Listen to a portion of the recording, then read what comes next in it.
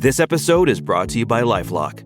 The holidays mean more travel, more shopping, more time online, and more personal info in places that could expose you to identity theft. That's why LifeLock monitors millions of data points every second. If your identity is stolen, their US-based restoration specialist will fix it, guaranteed or your money back. Get more holiday fun and less holiday worry with LifeLock. Save up to 40% your first year. Visit LifeLock.com/podcast. Terms apply.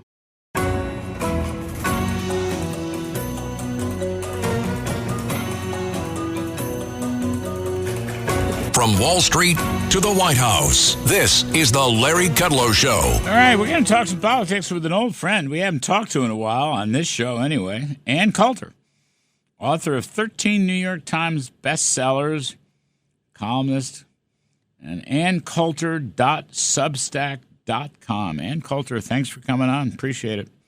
Absolutely. Good to talk to you, Larry. So let's have some fun and talk about the little odd politics.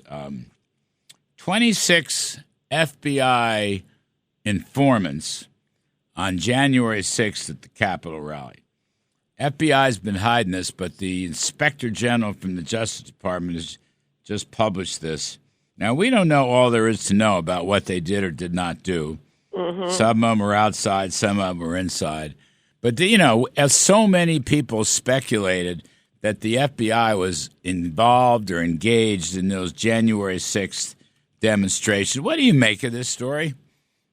I've always been suspicious of it. Let me start there. I mean, suspicious of the idea that this was an FBI operation.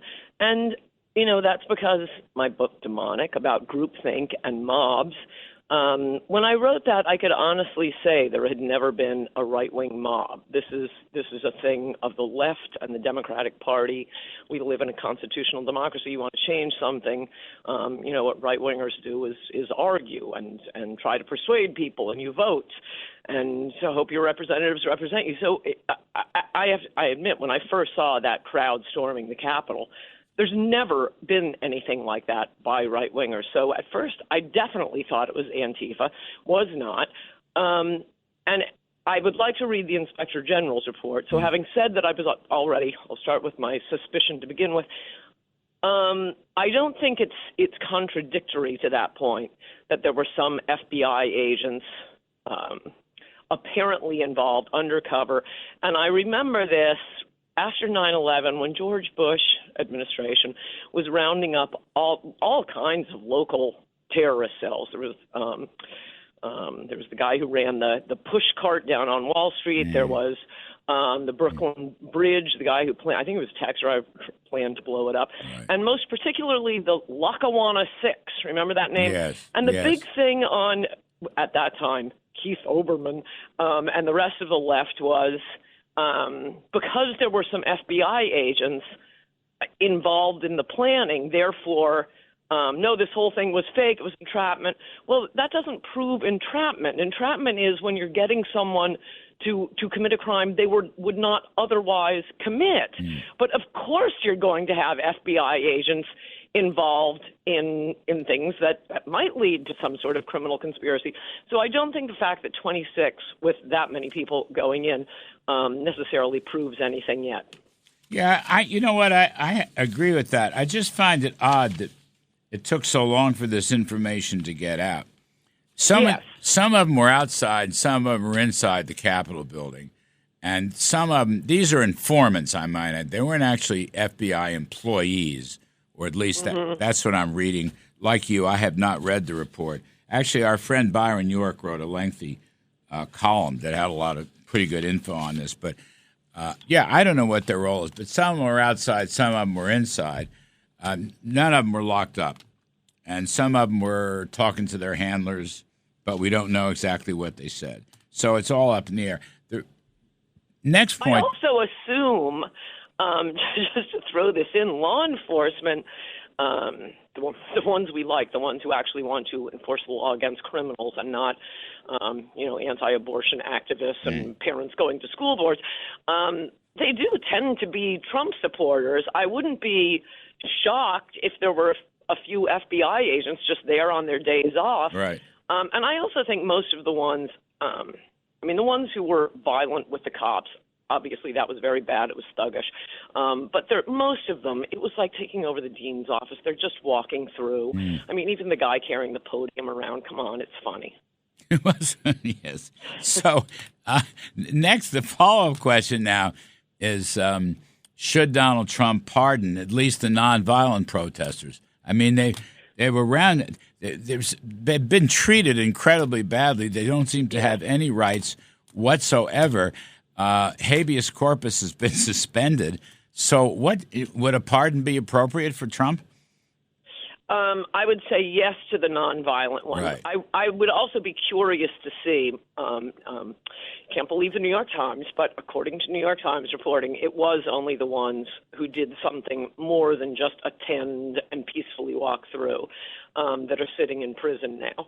Maybe that's wrong, but for the ones who were really violent, and also, I mean, they've served, 3 or 4 years already. You could commute some sentences, too. That might be enough, depending on how bad the fighting was. I mean, look what Biden's done. He's issued, 500 pardons and commutations, the largest in the history of pardoning. I mean, he's done that. 1,500. 1,500. 1,500. What did I just talked did I about say? that on my 500 yesterday. I meant 1,500. Yeah, sorry. It's unbelievable. So, the moral of this is, listeners, never fall for moderate Democrat. No, Democrats, even Mr. Moderate, Lunch Bucket Joe, they are always for criminals and against taxpayers and people who have jobs and lives and don't commit crimes. So if he can pardon all those people, Trump should be able to pardon J6 people, the nonviolent ones again. Yes. I mean, that's where I'm going on this. Having seen the fighting, there were a few of them. I don't think it was that many. I think it was like 24 of them who really were very, very bad. But there were a lot more than that. How many have gone to prison? I don't even know.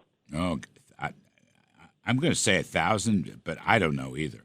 I mean, a lot. The answer is a lot. Certainly many hundreds. Yeah. Yeah. So, and especially after a year of BLM riots with nothing being done. Right. I also no, statute of limitations never runs on murder. I would most important to me, bring a murder prosecution against the officer who blew away Ashley Babbitt for trespassing. I mean, that is the most astonishing. I have no idea why right-wingers haven't jumped on that more. Can you imagine if during the BLM riots a cop just blew away somebody crawling through a window, killing them for trespassing?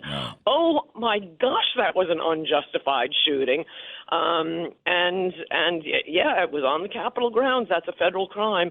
I don't care if Ashley Babbitt was crazy. So were a lot of, Antifa and BLM rioters. You're not allowed to just blow away somebody who's trespassing. I think this guy, we're talking about capital punishment. I think this guy, Mangione, who shot the United Health executive, I think people should be talking about capital punishment for him. I'm not usually I'm for life imprisonment for these, but this is so horrific and sets such a bad thing. That I mean, if we had a real governor in New York, which we don't, but putting that aside, I really think he should get the death penalty. Yes, I agree. And by the way, I am enthusiastic about the death penalty. I think it should be given out a lot more than it is. Of course, it has no deterrent effect when liberals hold it up. And Americans keep voting. I also talked about this on my Substack podcast yesterday. Americans keep voting for it, keep voting for it, keep voting for it. Just a few years before Gavin Newsom was elected governor, they had an initiative in, the People's Republic of California. Should we get rid of the death penalty? No! Californians love the death penalty. And then the governor, Newsom, comes in and says, I'm going to suspend the death penalty. These people who talk about democracy, we love democracy. No, they'll just ignore the people's will.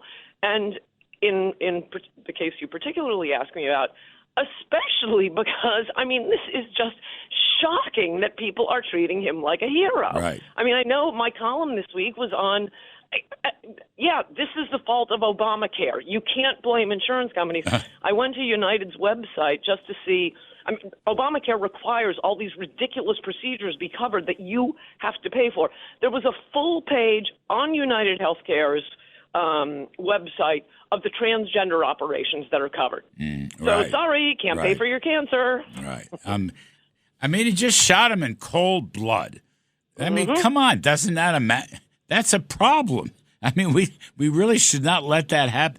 And I don't know what's going to happen to this guy. As I say, if we had a real governor in New York, there'd probably be no question, but we don't have a real governor. But it's a bad story. And I was just reading the New York Post this morning. Your friend AOC, she was out there kind of cozying up to Mangione. I don't mean your friend. I'm being sarcastic. I know. I'm being sarcastic. But she is. I mean, she's kind of in the same category as that crazy woman from the Washington Post.